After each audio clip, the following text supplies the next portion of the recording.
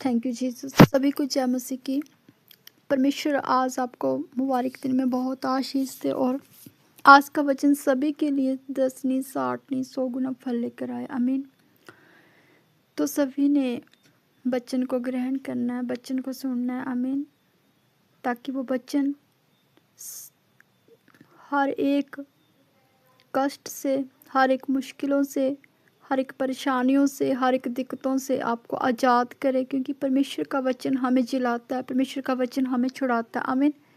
परमेश्वर का वचन हमारे अंधकारों को उजाले में लेके आता है। आमीन। हमें चानन देता है। आमीन। हमारे कामों को, हमारे हर एक स्टकनेस वाले कामों को प्रकाश में लेके आता है और सारे अंधकार को दूर करता है। तो सभी ने परमेश्वर का वचन सुनना चाहिए। परमेश्वर के वचन को हम ग्रहण करते हैं और उसको स्थिरता से बनाए रखते हैं तो वह वचन हमारी ज़िंदगी में उत्तम उत्तम फल लेके आता है। आमीन। तो आइए वचन में चलते हैं। सर्वशक्तिमान जीवित परमेश्वर, हम धन्यवाद करते हैं आज के वचन से, आज की सामर्थ्य से। प्रभु हमें भर के जाना, प्रभु आज का मन्ना हमें दे के जाना परमेश्वर। आमीन। Thank you Jesus. तो आज का वचन है, परमेश्वर ने कहा मेरी उपस्थिति में चल और सिद्ध हो जा। आमीन। तो परमेश्वर ने किसको कहा मेरी उपस्थिति में चल तो सिद्ध हो जा? परमेश्वर ने अब्राहम को कहा कि अब्राहम मेरी उपस्थिति में चल और सिद्ध हो जा। अब्राहम जो परमेश्वर का नबी था, परमेश्वर का दास था, जो परमेश्वर का भय मानता था, परमेश्वर के साथ वफादारी के साथ, सच्चाई के साथ निरंतर बने रहा और परमेश्वर की आज्ञाओं पर चला रहा, उसकी व्यवस्था को पूरा करता रहा। आमीन।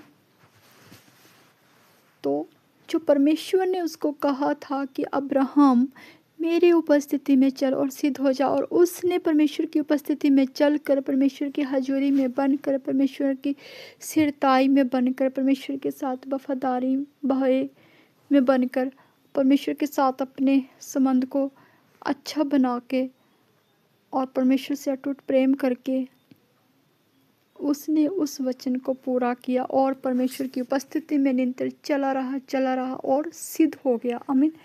जब वो सिद्ध हुआ तो परमेश्वर ने प्रसन्न होकर उसको बहुत से आशीर्वादों से भरा। तो परमेश्वर ने उससे कहा अब्राहम,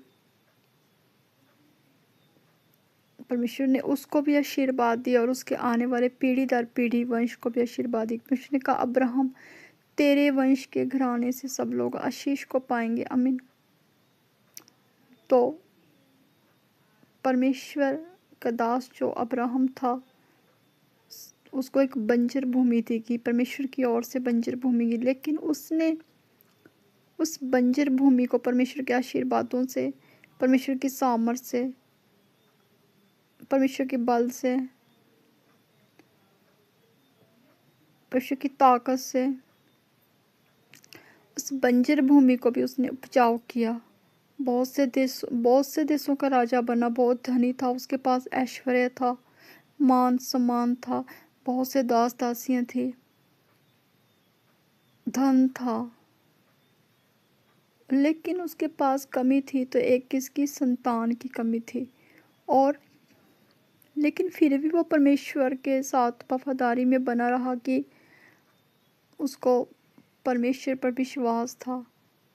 उसने विश्वास को बनाए रखा, अटूट विश्वास को परमेश्वर के प्रति बनाए रखा, धीरज को उसने अपने धीरज को बनाए रखा और परमेश्वर ने उसको पुत्र की आशीष भी दी। जब उसकी पत्नी सारा 90 साल की होगी तो उसने एक पुत्र को जन्म दिया। और इसी तरह जब हम परमेश्वर ने, जब अब्राहम अपने दास पर इतने आशीर्वादों को भरा और उसको बहुत से देशों का राजा बनाया और उसको पुत्र के आशीर्वाद से भरा सारा को, और सारा 90 साल की थी तो उसने एक पुत्र को जन्म दिया। अमन वो परमेश्वर के अनुग्रह से हुआ।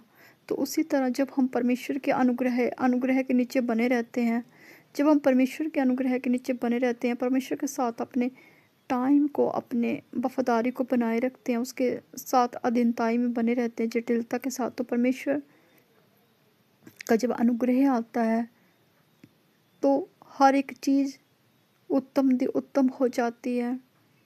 तो जब परमेश्वर का अनुग्रह आता है तो अनुग्रह के साथ परमेश्वर का भलाइयाँ भी आती हैं, परमेश्वर की दया भी आती है, परमेश्वर की महिमा भी आती है, चमत्कार भी आते हैं और परमेश्वर सेम नहीं रहने देता। परमेश्वर का ज्ञान भी आता है, परमेश्वर की समझ भी आती है। आमीन। जब परमेश्वर का अनुग्रह जिस पर हो जाए वो सेम नहीं रहता, वो बदल जाता है, उसके हालात बदल जाते हैं, उसकी ज़िंदगियाँ बदल जाती हैं। वो तभी होगा, तभी परमेश्वर का अनुग्रह ठहरेगा जिस तरह परमेश्वर के दास अब्राहम पर अनुग्रह ठहरा था परमेश्वर का, क्योंकि उसने उसने परमेश्वर के साथ अपनी अपनी अधीनताई को बनाए रखा, परमेश्वर के साथ वफादारी के साथ बने रहा और उसने परमेश्वर के साथ सच्चाई को बनाए रखा, ईमानदारी के साथ परमेश्वर के साथ बना रहा, वफादारी के साथ बना रहा, परमेश्वर का भय खाता था।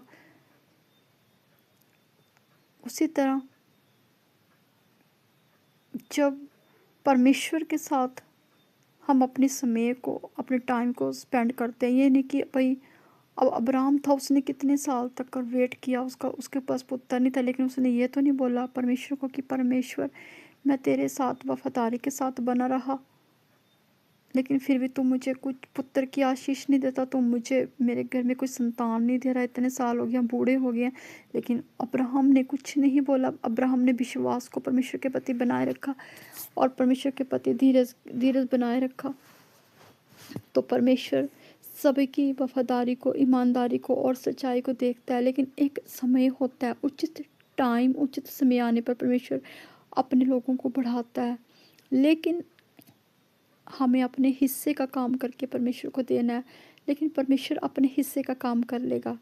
हमें अपने हिस्से का काम करना है कि हमें हमें अपनी परमेश्वर ने हमें जो आज्ञाकारी दी है उसमें बने रहना है।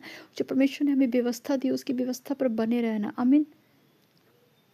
तो जब हम अपने हिस्से का काम करके परमेश्वर को ईमानदारी के साथ करते रहेंगे, ये नहीं कि हम 3 साल तक लग रहे प्रभु में, 4 साल तक कोई आशीष नहीं आई तो कुड़कुड़ाने लगे परमेश्वर को कि इतने साल हो गए हम वफादारी से चले, हमें तो परमेश्वर देता नहीं कुछ। नहीं, आप अपने हिस्से का काम करते रहो और अपने फेस पे एक स्माइल रखो, खुशी रखो, हैप्पीनेस रखो, क्योंकि प्रभु ने कहा मुझ में सदा आनंदित रहो।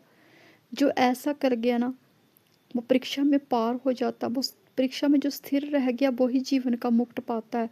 और ऐसा करने से अपने कोई भी दुख हो, कोई भी संकट हो, जो दुख संकट में रोते रोते बताना, वो स्माइल दे के बताओ, तो परमेश्वर भी प्रसन्न होगा। वो अपरंपार स्वर के झरोकों को खोल के आशीषों की बारिश करेगा कि नहीं। अब परमेश्वर का दास अय्यूब को देख लो, उसका जो दास अय्यूब था उसने कितनी परिस्थितियां पार की, लेकिन वो फिर भी बना रहा।